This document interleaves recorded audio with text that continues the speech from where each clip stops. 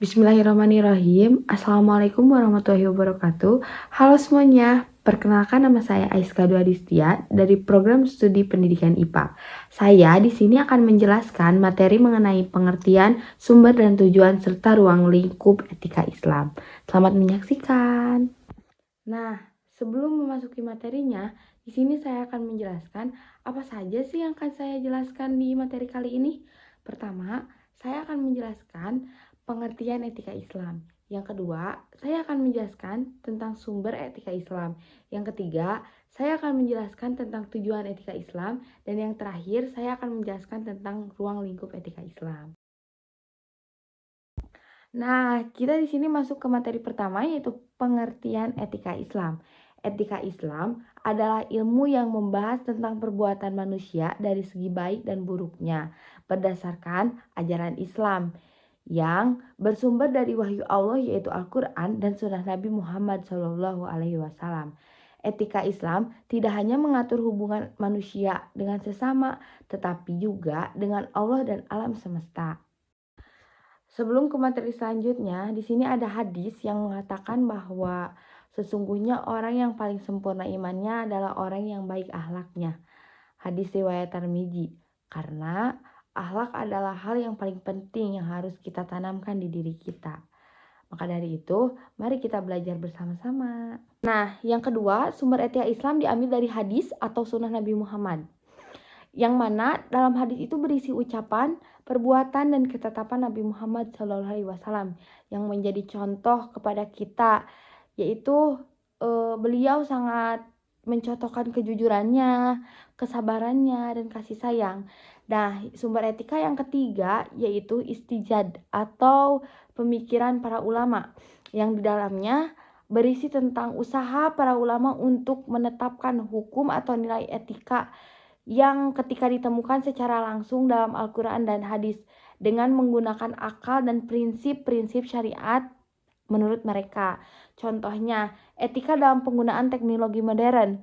Nah, di dalam teknologi modern tidak mungkin kita tidak menggunakan etika. Mungkin jika kita tidak menggunakan teknologi modern dengan etika, kita akan banyak konflik yang mana dalam berteknologi kita harus tahu sopan santun dalam berteknologi. Yang kedua, kita harus tahu tangan kita itu ngetik apakah itu menyakiti orang lain atau tidak. Bisa jadi kan dalam teknologi jika kita tidak menggunakan etika, banyak orang yang sakit hati akan ketikan kita. Banyak orang yang tidak tahu apa maksud kita dan salah paham terhadap orang lain. Nah, seperti itu. Dan yang terakhir, yang keempat ada ijma dan qiyas.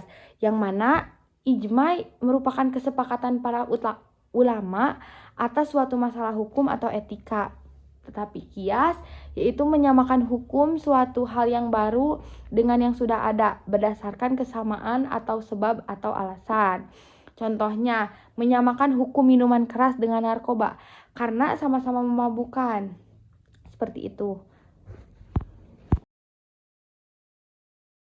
Nah, materi yang ketiga yaitu tujuan etika Islam.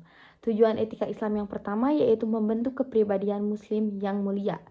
Kepribadian muslim yang mulia itu kepribadian yang berakhlak karimah, muslim yang selalu berperilaku baik, muslim yang selalu ingin belajar hal baik atau perbuatan yang baik. Nah, yang kedua, mendekatkan diri kepada Allah Subhanahu wa taala. Yang mana dalam kita belajar etika Islam, di situ kita akan belajar tentang kita tuh pengen dekat banget ke Allah. Dengan apa? Dengan kita mengaji, sholat tepat waktu,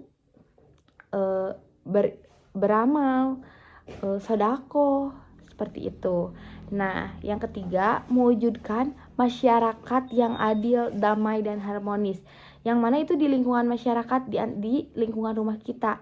Kita bisa berperilaku atau menjadi seorang yang diajak musyawarah itu menghasilkan diskusi yang bermanfaat atau diskusi yang tidak egois, tidak hanya mementingkan diri sendiri, tetapi mendengarkan masukan orang lain serta tidak mengambil keputusan sepihak, yang mana mendapatkan hasil yang sangat maksimal atau hasil yang semua orang setujui, seperti itu.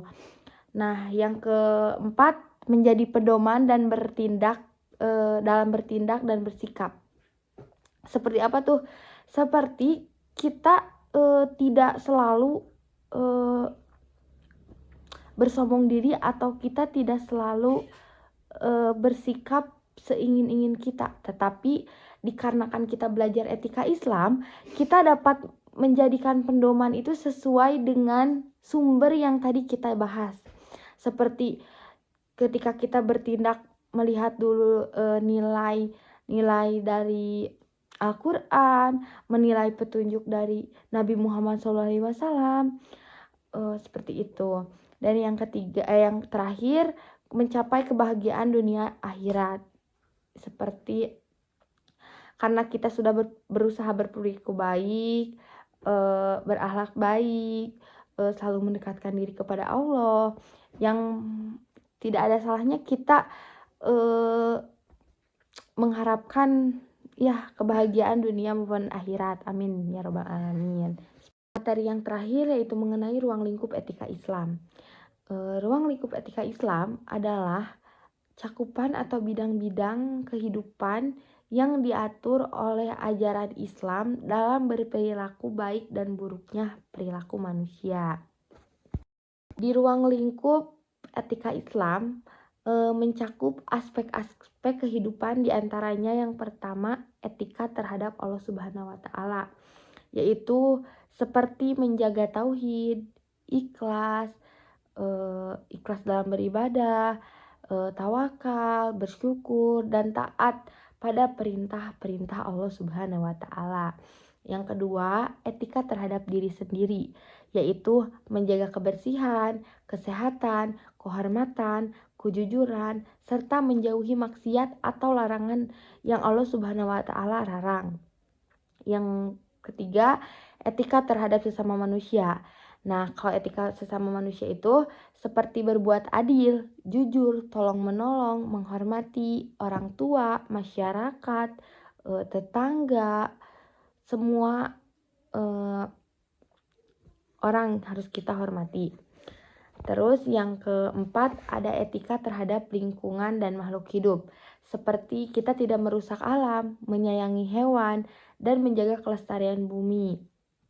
Yang terakhir, yang keempat, etika dalam kehidupan sosial, ekonomi, dan politik, yaitu menjalankan muamalah atau jual beli, kerjasama dengan adil, jujur, tidak menipu, dan tidak menzolimi. Nah, saya selesai menjelaskan mengenai materi etika Islam.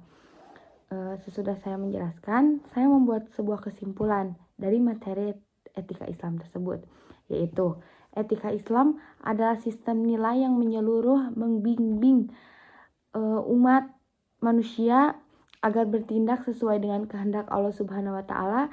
Ia memiliki sumber yang kokoh, yang kuat, yaitu Al-Quran, wahyu Allah, serta sunnah Nabi Muhammad SAW. Ia memiliki tujuan yang luhur, yaitu menjunjung akhlak yang mulia, serta ruang lingkup yang luas dari individu hingga masyarakat, dari hubungan Tuhan hingga alam semesta. Sumber referensi yang saya ambil dari Al-Ghazali Ihya Ulumuddin, Abu Dinata Akhlak Tasawuf dan Etika Islam PT Raja Rafindo Persada 1997, M. Qurai Shihab Wawasan Al-Quran Tafsir Maudhu'i atas berbagai persoalan umat Mizan 1996, Yusuf Al-Qaradawi Al-Qulub Al-Islami Dal Al-Yuruk. Alhamdulillahirrabbilalamin, materi yang saya paparkan sudah selesai. Mohon maaf bila ada kekurangan atau salah kata atau kurang tepat dalam menjelaskan materi tersebut. Sekian dari saya. Wabillahi taufiq wal hidayah. Wassalamualaikum warahmatullahi wabarakatuh.